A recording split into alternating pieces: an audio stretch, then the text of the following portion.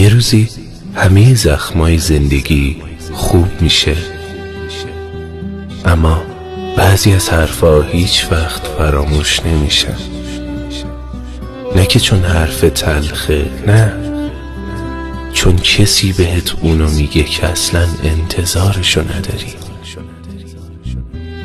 رفتار بعضی از آدما هیچ وقت از ذهنت پاک نمیشه.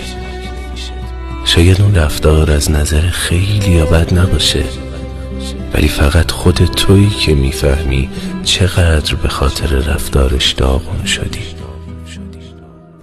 بعضی اوقات باید سکوت کنی یا فقط به خاطر خودت پیگیر چیزی نشی، اما هیچ وقت یادت نمیره که چی بهت گذشت تا گذشت.